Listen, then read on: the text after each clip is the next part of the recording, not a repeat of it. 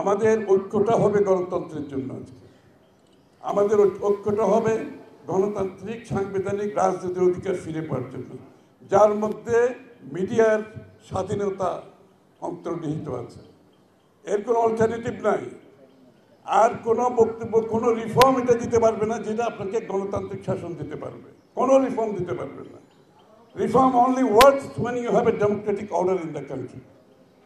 Reform কাজ করবে না আদারওয়াইজ।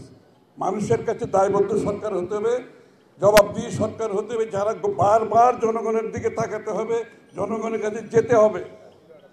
সেইটাই হচ্ছে জবাবদিহিতার মাধ্যমে মিডিয়ার ভূমিকা অনেক বেশি, এবং মিডিয়ার কাজ হচ্ছে জবাবদিহিতার আওতায় আনা। যেভাবে নির্বাচিত সংসদে জবাবদিহিতা হয়, মিডিয়াও কিন্তু আরেকটি অংশ এখানে, তারাও কিন্তু জবাবদিহিতার একটি নিশ্চিত করে মানুষের কাছে। সুতরাং আগামী দিনে আমরা ঐক্যবদ্ধ থাকবো গণতন্ত্র পুনঃপ্রবর্তনের জন্য।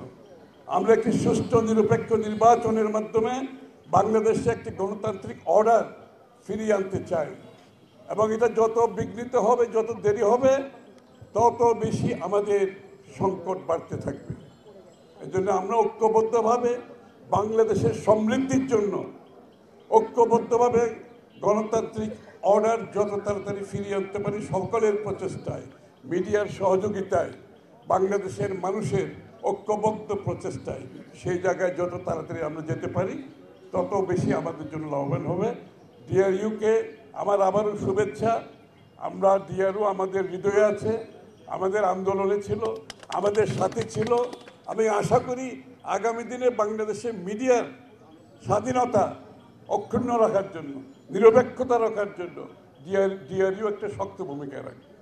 এবং আমি এটাও বলছি, সাথে সাথে মিডিয়া এবং রাজনীতিবিদের ইন্টারাকশনটা খুবই গুরুত্বপূর্ণ, এবং এটা আমাদেরকেও রাজনীতিবিদদেরও সহনশীল হতে হবে।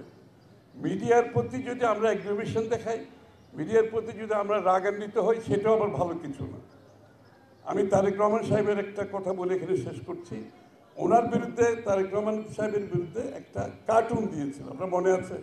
ওনাকে ক্রিটিসাইজ করে একটা কার্টুন দিয়েছে। এর মধ্যে তারেক রহমান সাহেবের রেসপন্স কিন্তু রাগান্বিত না।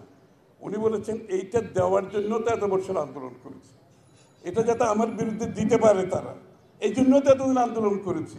এটা হচ্ছে আমাদের রাজনীতিবিদদের এই এক্সাম্পলগুলো সেট করতে হবে। আমাদের সেই সহনশীলতা দেখাতে হবে, মিডিয়াকে কাজ করতে দিতে হবে, মিডিয়ার কাজে বাধা দেওয়া চলবে না। সুতরাং আমরা হাতে হাত মিলিয়ে বাংলাদেশের গণতন্ত্র অক্ষুণ্ণ রাখলে আমাদের দেশে যে সমৃদ্ধির কথা আমরা বলছি, সেটা সম্ভব হবে। সবাইকে ধন্যবাদ।